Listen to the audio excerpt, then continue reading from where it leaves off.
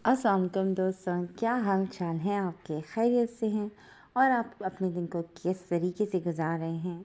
यकीनन मसरूफ़ियत तो होगी, लेकिन आप हमारी नॉवेल्स को पढ़ने के लिए यकीनन थोड़ा सा वक्त तो निकाल ही लेंगे। हम आपके लिए लेकर आए हैं सिलसिलेवार नॉवेल निगहबान आंचल की एपिसोड 6, जिसको आपके लिए तहरीर करी है सना सुफियान खान। तो चलते हैं नॉवेल की तरफ, मगर इससे पहले अगर आप हमारे चैनल पर नए हैं तो हमारे चैनल को लाइक और सब्सक्राइब कीजिए, आइकन बटन दबाइए ताकि हमारी नई और नई वीडियोज़ आपको सबसे पहले देखने को मिले और आप कोई एपिसोड मिस ना कर सकें। तो चलते हैं नई एपिसोड की तरफ। वहाँ के नीचे घुटनों के बल एक जगह बैठी हुई थी, लब हरकत में थे।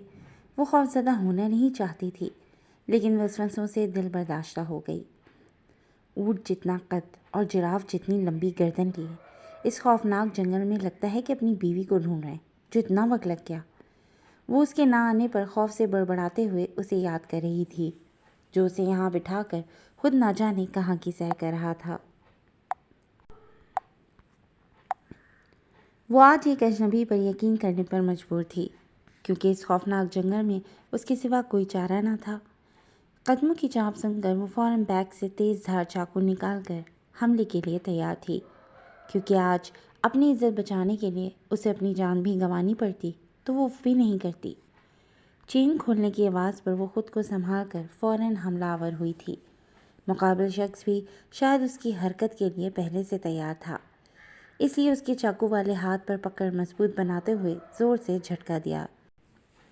अंधेरे के बाई से उसे कुछ दिखाई तो नहीं दे रहा था, लेकिन इस सवाना शख्स की गिरफ्त में वो भड़बड़ा कर रह गई थी। दिल खौफ से धड़कना भूल गया था। अगर मार्शल आर्ट की ट्रेनिंग पूरी हो गई हो तो क्या आप मेहरबानी करके यहाँ से निकलना पसंद करेंगी, या जंगली खूंखार जानवरों की खुराक बनने तक इंतज़ार करेंगी? वही आवाज़ जो अब से चंद घंटे पहले भी सुनकर वो साकत रह गई थी, और फिर वही हुआ था। उसकी आवाज़ सुनकर वो पुरसुकून हो गई थी। तौबा तौबा चोर जी, बड़े ही कोई खौफनाक इंसान है आप तो। एक तो मेरी जान सूली पर लटका कर खुद सैर सपाटे करने निकल गए थे, और ऊपर से आते साथ ही मेरा बाजू तोड़ दिया। वो अपना बाजू सहलाते हुए बैग कंधे पर सेट करने के बाद अपने अबाया पर लगी गर्द मिट्टी को झाड़ने लगी। वो उसकी बकबक सुनकर भी नज़रअंदाज करते हुए खामोशी से आगे बढ़ा था। क्या हम पैदल जाएंगे? उसे आगे बढ़ते देखकर उसने अंधेरे में ज़मीन पर देखने की कोशिश में हलकान होकर उससे पूछ लिया। नहीं, अगर आप कहें तो आपके लिए शाही सवारी का इंतज़ाम करता हूँ। उसने दांत पर दांत जमा कर बड़बड़ाते हुए पीछे घूम कर उसे देखा, जो अभी तक अपनी जगह खड़ी थी। तुम चल क्यों नहीं रही? हमारे पास ज़्यादा वक्त नहीं है। उसे आगे बढ़ते हुए ना देखकर वो अब की बार हैरत का शिकार हुआ। देखिए चोर जी, एक तो अंधेरे की वजह से आगे सांप हमारी मेहमान नवाजी करने आया, तो वो भी मुझे नज़र नहीं आना है। और दूसरी बात यह है कि आपने एक नंबर का लॉन्ग बूट पहना हुआ है और मैंने चप्पल पहनी हुई है, जो इस मैराथन दौड़ में टूट भी सकती है। बड़ी तफसील से अपना दुखड़ा बयान करते हुए वो उसके करीब पहुंच गई। वो बिना कुछ बोले टॉर्च निकाल कर उसे पकड़ाते हुए दोबारा आगे चल पड़ा। अब की बार वो भी टॉर्च की रोशनी में उसके पीछे पीछे चल पड़ी। इस घने अंधेरे जंगल में रास्तों का तयन करना तो बहुत मुश्किल है। आपको कैसे मालूम कि हमें किस समय चलना है? वो अपना सबसे पसंदीदा काम कर रही थी, जबकि वो उसके बेतुकान बातें करने पर अब की बार ज़ेर लब मुस्कुराया था। लेकिन चेहरा मास्क से ढके होने की वजह से वो मुस्कुराहट हर एक की नज़रों से ओझल थी। हाँ, लेकिन जंगल का एक बहुत पुराना उसूल है कि आप इस अंधेरे को अपना साथी बनाओ। रात से अपने आप ही मिलते चले जाते हैं। वो उसकी नॉलेज पर चंद पल रुकी थी, फिर चलने लगी। अल्लाह ताला ने हमें बहुत सी राहतें दी हैं, और उनमें एक सूरज और चाँद भी है। रात में चाँद को देखकर और दिन में सूरज को देखकर जंगल में सिमत का तयन करें और आगे बढ़ते चले जाएं। वो चलते चलते उसे बता भी रहा था, जबकि वो अब सुकून से उसकी हरकत मुलाहिजा कर रही थी। सुने, वो पीछे से हाँफते हुए पुकार बैठी। उसकी पुकार पर वो चंद पल के लिए रुका था, फिर चलना शुरू हो गया। وہ یہ ایک لفظی جواب دے کر اس کے بولنے کا انتظار کرنے لگا۔ اسے پہلے سے ہی معلوم تھا کہ کچھ اچھا سوال تو ادھر سے آنے سے رہا، کیونکہ وہ ان ملاقاتوں میں اتنا تو جان ہی گیا تھا۔ آپ کے گھر والے آپ کو ڈانٹتے نہیں ہیں؟ وہ پرسوچ انداز میں کہتے ہوئے اس کے پیچھے ہی تھی۔ کس لیے؟ وہ حیران ہوا تھا۔ پروفیشنل چور کی طرح چوری کرنے کے لیے؟ وہ بڑے دھڑلے سے کہتے ہوئے اس سے بڑا ذاتی سوال کر گئی۔ اس نے اپنے امڑتے قہقہے کا گلا بڑی مشکل سے گھونٹا۔ اگر گھر والوں سے مراد والدین ہیں تو میں بتا دوں کہ میرے والدین نہیں ہیں۔ چند پل کی خاموشی کے بعد اس کی مخصوص گمبھیر آواز گونجی تھی، جسے سن کر وہ بے اختیار شدت رہ گئی۔ آگے سے وہ خاموشی سے اس کے پیچھے چلنے لگی، کیونکہ وہ اب خاموش رہنا چاہتی تھی۔ 2 گھنٹے تک لگاتار چلنے کے بعد وہ ایک پتھر پر بیٹھ گئی تھی۔ وہ جو تیز رفتاری سے چلا جا رہا تھا، اسے اپنے پیچھے محسوس نہ کر کے پیچھے مڑ کر اسے دیکھا جو بڑے ہی سکون سے بیٹھی ہوئی تھی۔ آپ کے تو اونٹ جتنے لمبے پیر ہیں، آپ تو چل لیں گے، لیکن مجھے ایسی کسی میراتھن کا کوئی تجربہ نہیں ہے۔ میں اب ایک قدم ہی نہیں چل سکتی، اور اگر یہ پچھلی دفعہ جو آپ سے لڑائی کی تھی اس کی سزا دے رہے ہیں تو میں صرف یہ کہوں گی کہ سزا تبدیل کر لیں پلیز۔ وہ اپنی طرف سے مطلب اخذ کرتے ہوئے اس کو غصہ دلا گئی۔ ساری انرجی تو بولنے میں ختم ہو گئی تمہاری، کم بولنا چاہیے۔ اور سامنے دیکھو، تمہارا ہاسٹل نظر آ رہا ہے، چلو اٹھو، شاباش۔ اپنے غصے پر قابو پانے کے بعد وہ نرمی سے مخاطب ہوا تھا۔ ہاں جی، ہاسٹل کے اسی کمرے میں آ کر بڑی دیدہ دلیری سے مجھ سے کمرہ صاف کروایا تھا، تو معلوم تو ہوگا ہی میں یہیں رہتی ہوں۔ وہ بمشکل اٹھ کر کھڑے ہوتے ہوئے بڑبڑاتے آگے بڑھی تھی۔ اس کے کانوں تک رسائی حاصل کرتے ہوئے اس کی بات نے اسے مسکرانے پر مجبور کیا تھا۔ چند قدم چلنے کے بعد اس نے اس کا بازو پکڑ کر بے ساختہ اپنی طرف کھینچ کر پیچھے کیا تھا۔ اساوری اس کی اس حرکت پر شدید رہ گئی تھی۔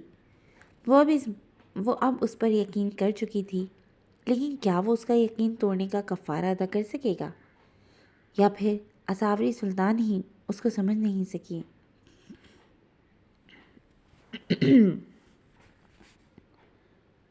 صبح فجر کے وقت سے ہی محلہ میں ہلچل محسوس ہونے لگتی تھی، کیونکہ یہاں صبح فجر کے وقت سے لوگ جاگ جایا کرتے تھے۔ گلی میں ہلچل محسوس کرتے وہ بھی اٹھ کر بیٹھتے ہوئے مسکرایا تھا، کیونکہ وہ جب اپنے گھر ہوتا تھا وہاں خاموشی ہی ملتی تھی، لیکن یہاں کا ماحول اس کے ذہن پر ایک تازگی چھوڑ دیتا تھا۔ فریش ہو کر وضو کرتے ہوئے وہ بابا کے ساتھ ہی فجر کی نماز ادا کرنے کے لیے مسجد چلا گیا تھا، اور پھر گھر واپس آ کر تھوڑی کسرت کرنے کے بعد وہ نقصک سے تیار ہو کر خاکی وردی میں ملبوس ان کے سامنے بیٹھا تھا۔ صبح ناشتے کے وقت تینوں اپنی اپنی جگہ بیٹھے سوچوں میں گم تھے۔ ان دونوں کے درمیان کی کشیدگی کو وہ بخوبی سمجھ سکتے تھے، اس لیے انہوں نے ایک فیصلے پر پہنچ کر ناشتے سے ہاتھ کھینچا۔ میں 3 دنوں کے لیے تبلیغ کے سلسلے میں اپنے ساتھیوں کے ہمراہ شہر سے باہر جا رہا ہوں۔ شاذم، تم اپنی بیوی کی ذمہ داری لو اور دیکھو، انہوں نے بڑے سکون سے کہتے ہوئے اریحہ کا سکون غارت کیا۔ وہ جانتی تھی ان کے بیچ کی کشیدگی کو محسوس کرتے ہوئے انہوں نے یہ فیصلہ لیا ہے۔ اسے اپنے چہرے پر کسی کی پرتپش نظروں کا لمس محسوس ہوا تھا، لیکن وہ ایک بار بھی سر اٹھا کر نہیں دیکھ سکی۔ بیٹی، جاؤ میرا بیگ لے کر آ جاؤ، اور اپنا بھی بیگ پیک کر کے شاذم کو دو، وہ گاڑی میں رکھ لے، اور تم شام میں اس کے ساتھ ہی اپنے گھر چلی جانا۔ یہاں تنہا رکنے کی اجازت تمہیں ہم دونوں میں سے کوئی نہیں دے گا۔ وہ سہولت سے بات ختم کرتے ہوئے اٹھ کر کھڑے ہوئے تھے۔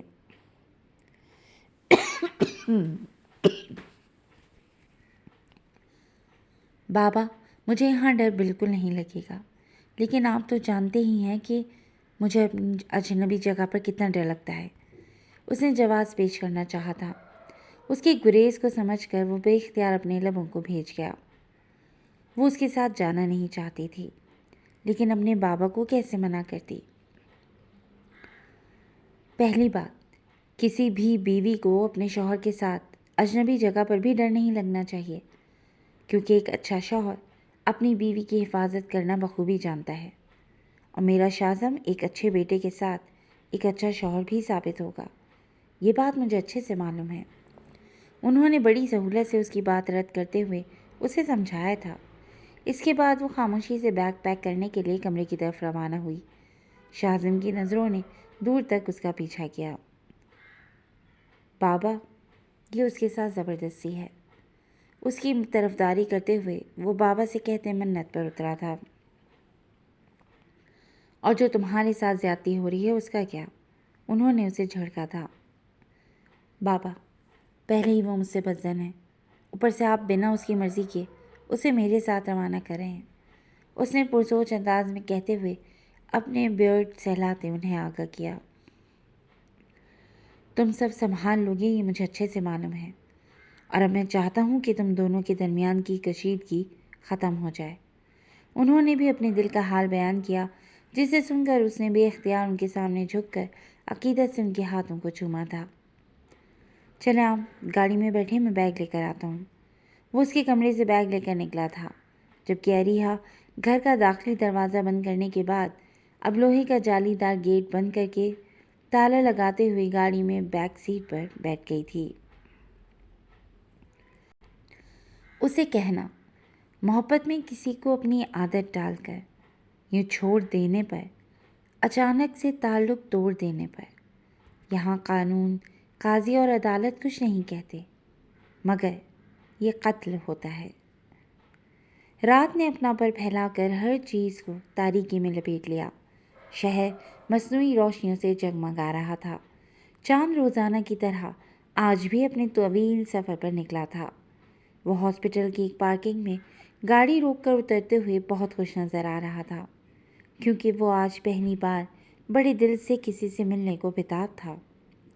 وہ چھوٹا سا وجود آج اسے خوشی کے سمندر میں اتار رہا تھا۔ وہ جانتا بھی نہیں تھا کہ وہ عورت کون ہے، کیسی ہے، لیکن اس کا بچہ جو دنیا میں آتے ہی اس کے ہاتھوں میں دیا گیا تھا، وہ اس سے اپنی روح کا رشتہ جوڑ بیٹھا تھا۔ کیسا احساس تھا جو ہر وقت اس کے دل سے چمٹتا محسوس ہو رہا تھا۔ وہ اس دل کا کیا کرتا جو زندگی میں پہلی بار اس کی سننے سے انکاری ہوا تھا۔ ہاسپٹل کے داخلی دروازے سے اندر داخل ہوتے ہی وہ اپنے پونی میں مقید بالوں کو ہاتھوں سے ٹھیک کرتے ہوئے روم نمبر 32 کے سامنے جا کر کھڑا ہوا تھا۔ یہاں ایک پیشنٹ تھی جنہیں میں لے کر آیا تھا، کیا آپ ان سے پوچھ کر بیبی کو باہر لا سکتی ہیں؟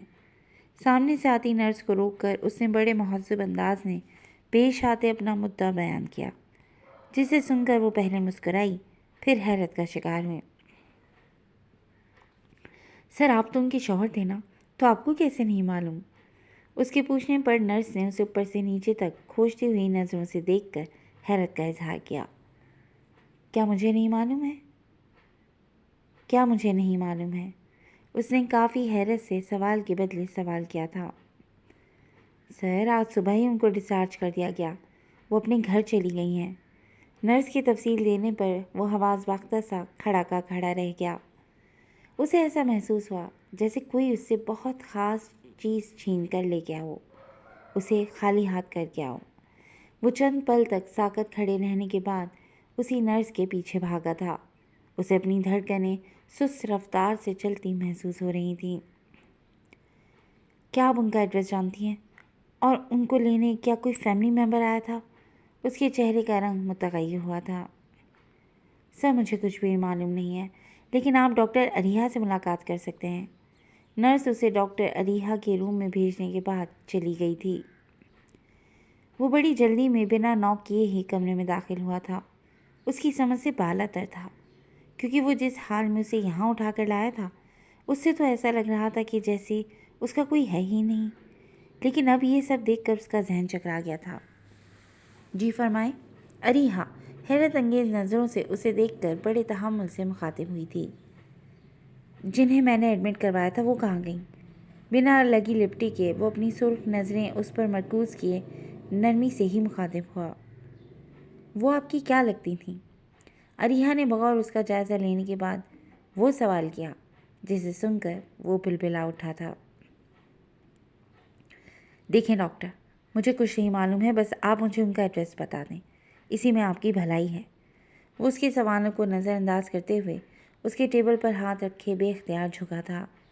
अरीहा उसके अंदाज और अतवार देख कर शर्मंदा रह गई थी।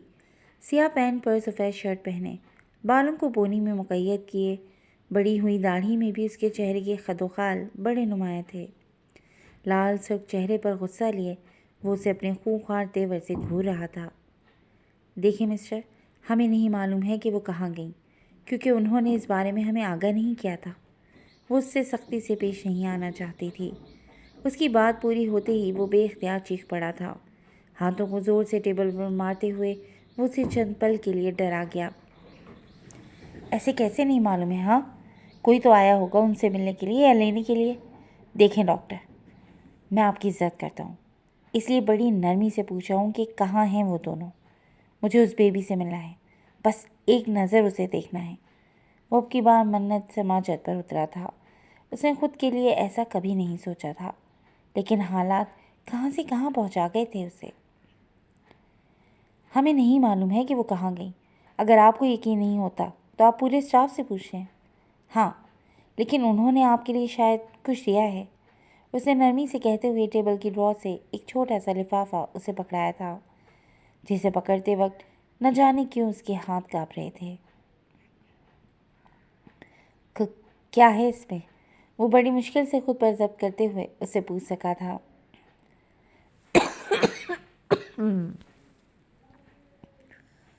हमें नहीं मालूम है, बस ये उन्होंने हमारी एक नर्स को दिया था, ये कहकर कि जिन्होंने उन्हें यहाँ बाहिफाजत पहुँचाया है ये उसे दे दिया जाए।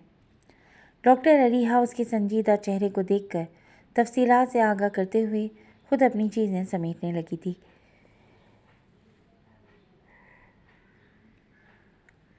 साइरस वो लिफाफा लिए उस रूम से तो क्या, इस हॉस्पिटल की बिल्डिंग से निकलकर गाड़ी में बैठ गया था।